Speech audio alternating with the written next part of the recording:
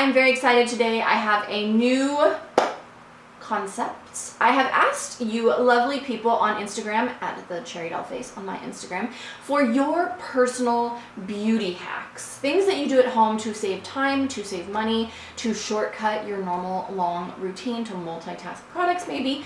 So I am putting them to the test, seeing if they work.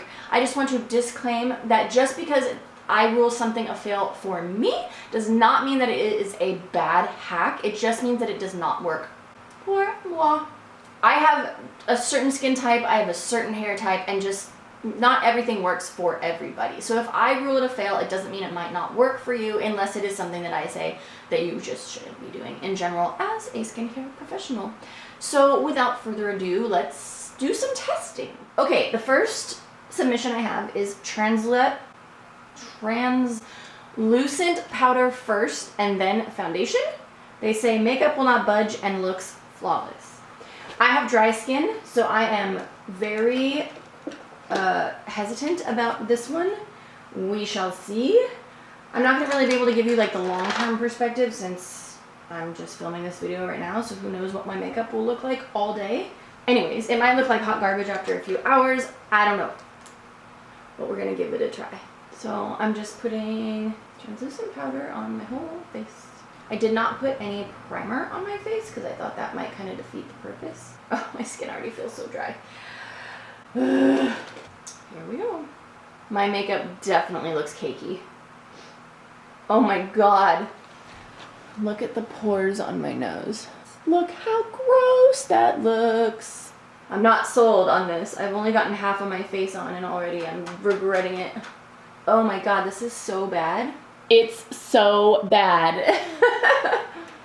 Okay, so this hack apparently only works if you have not dry skin, because this is so gross. It looks like I have blackheads all over my face. I gotta makeup wipe this off. Let's start over. Okay, so I've now fixed my face, and I can rule that powder before foundation, if you have dry skin, as I do, is a fail. If you have oily skin, it might work. I don't know, I just don't have oily skin. So the next one is I separate my lashes with a toothpick to get rid of clumps. So we're gonna try this. I don't really have clumpy mascara because I actually use pretty good mascara. So I'm gonna try my best to get my lashes a little bit clumpy. Oh my gosh, this makes me so nervous. I mean, I could see how this would work, but it also seems kind of tedious. Okay, yeah, all right, toothpick worked. It did work. So toothpick to separate clumpy lashes is a go. It's a win. Well, something I would probably suggest instead of even needing to use this is just to get mascara that's not clumpy. But another thing I got as a suggestion was using a safety pin or a needle to separate lashes. I'm not even going to try that. I'm going to say never, ever, ever, ever, ever put anything that could puncture your eye near your eye. A toothpick is probably as sharp as you want to get near there. Probably shouldn't do that just in case. A toothpick is probably okay, but I think I would avoid the actual sharps near your eyes because you could sneeze, someone could scare you, there could be an earthquake, you just never know. Okay, so the next one is, all this says is eyeshadow on eyebrows. So I assume this means to use an eyeshadow instead of like pomade or a pencil or a brow powder. So I'm just using, I have this natural eyeshadow palette and I have a dark brown, which is what I use on my eyebrows. That was clumps of pomade sprayed right in my face. Okay, so I'm just gonna use a little bit of this brown brow powder. I feel like this probably wouldn't work so well if you didn't actually already have eyebrows. It's actually working pretty well. I think the trick is an angled brush so that you're actually getting it really precise and having some eyebrow hair there to start with. I don't hate it. I think the powder brow is also better if you like a big fluffy brow. This might be hard if you like a really sharp sculpted brow or a really thin brow. The other thing that makes me a little bit hesitant is if you do mess up powder is harder to wipe off than pencil because pencil is kind of waxy, whereas powder, once it's on, it's kind of on there. So I feel like unless you're pretty practiced with doing your eyebrow shape, I'm not sure how well powder would work. But conversely, I suspect that powder would probably last longer through the day versus a pencil that could potentially wipe off. All right, so the verdict is I think you have to be a little more practiced to use powder, but I don't hate it. And if you want to multitask products and not buy a bunch of products, it's a win. So I'm gonna give eyeshadow for brows a win. Okay, so this next one is interesting. My sister has this spoon that she uses to curl her eyelashes. There's no other information besides that. I do not know how one would use a spoon. I assume maybe like this, and then you curl the lashes. I would also assume you'd have to get the spoon hot, which would make me think if you put it on your skin, it's gonna burn you. Or maybe she does this with it hot and curls them that way. I don't know. I feel like the odds of burning yourself with a hot ass metal spoon are greater than just getting a $3 eyelash curler at the drugstore. Maybe it's just me, but I'm gonna say the spoon to curl your eyelashes is a fail. Maybe I need more information on how she does it, but I do not want to get this hot and put it near my eyeballs. I just had laser eye surgery. I'm not trying to burn my eyeballs off. I need those things. Okay, the next one is Mayo on your hair, wrap in plastic wrap, and heat under a dryer. So let's see. Just kidding, I would never put mayonnaise on my hair. First of all, I actually hate mayonnaise in general, and I have a funny mayonnaise hair story. I was at Disneyland when I was 12, and it was a very, very hot day in the summer, and there was a little Mayo package you get with your sandwiches sitting on the table next to us, and my dad put the tray down really fast on the packet, and it squirted out into my hair right by my nose hole, and I tried my best to get it out, but all I smelled all day long was hot mayo in my hair, and after that I never ate mayonnaise again ever in my life. It was so repulsive. So the idea of putting this in your hair and then heating it up actually kind of, I'm feeling some vomitus rising in my throat. All that mayonnaise is made of basically is egg and oil, so I'm not sure why it would be good for your hair. I suspect it would make your hair very, very, very greasy because there's oil in it.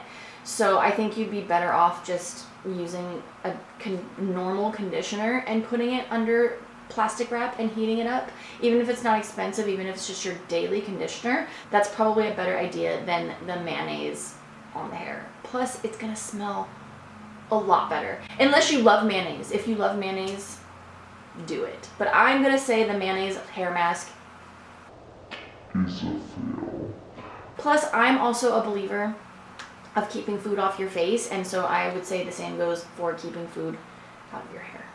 All right, it's really hard to get powder off of your eyebrows. This is a look. Okay, so this next trick is using Almost Gone mascara to fill in my brows.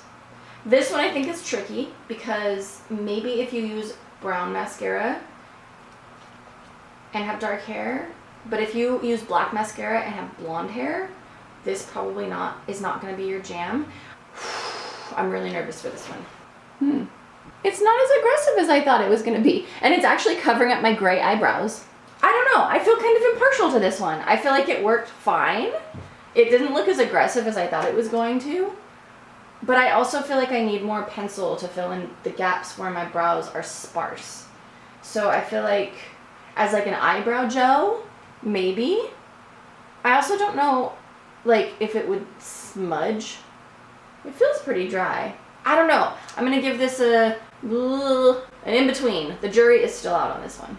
Okay, upon further investigation, I'm trying to sort of like fill in the sparse areas with a pencil around where the mascara is, and it's very flaky and very clumpy.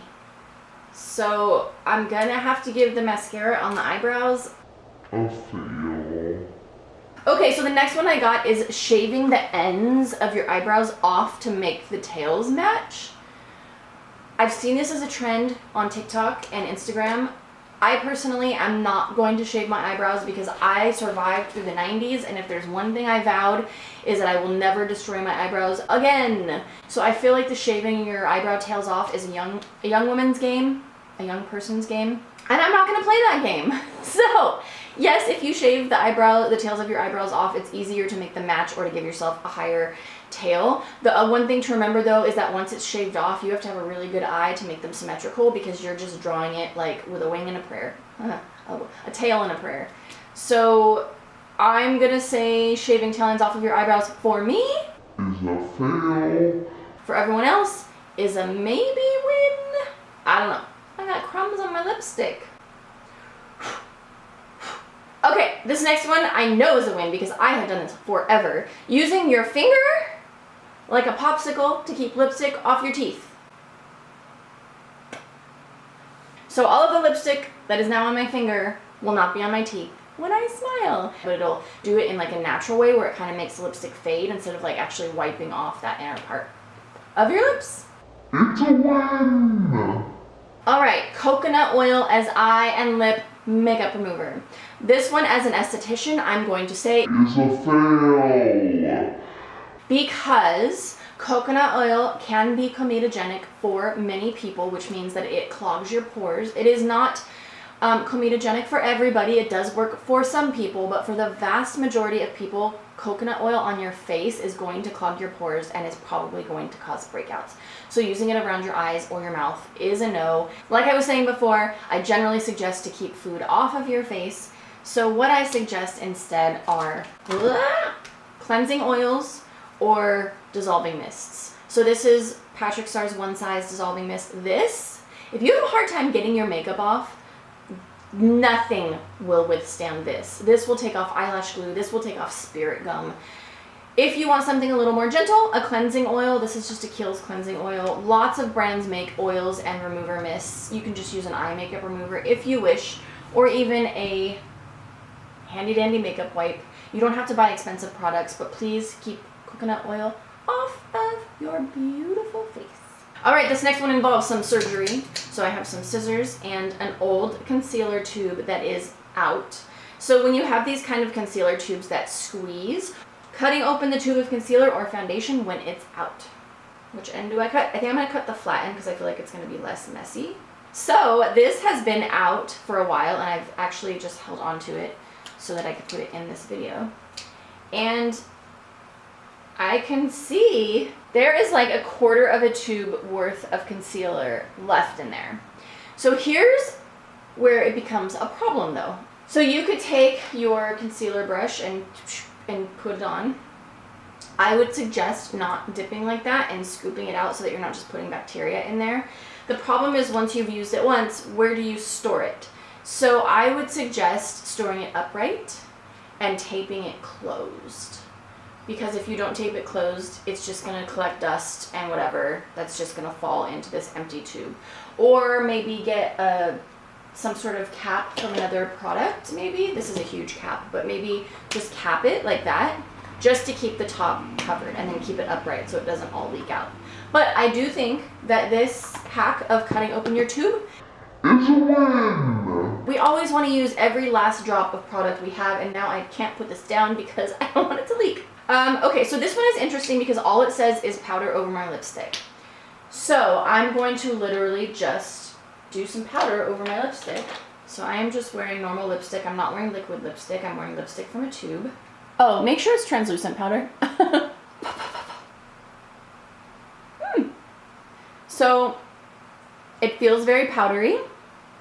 I've always heard of the trick of putting a tissue, this is a makeup wipe, but you get the idea, a tissue over your lip and then powdering that way so that the powder doesn't make your lipstick cakey. My lipstick feels powdery, but it doesn't feel cakey. I'm gonna say translucent powder over lipstick is a win. Maybe not over liquid lipstick. I feel like if you did this over these like tubes of long wearing matte liquid lipstick, I think a powder over these would make them cakey because they already get a little peely. But I think a powder over a traditional tube of lipstick is a win. So I hope you enjoyed my video of trying your makeup hacks at home. I feel like some of them worked. I feel like a lot of them didn't. But I'm always into trying new hacks. I love makeup hacks and life hacks and beauty hacks. So if anybody has hacks of their own that they want me to test in a future video, please let me know. Or if you have hacks that expand on the ones I did here, maybe if you can tell me how the hell to use a spoon to curl my lashes, I would be happy to try it. I'm not heating this up and putting it on my eyelid, so if that's your hack, maybe not. But that is it for this time. Thank you for watching, and I will see you guys next time.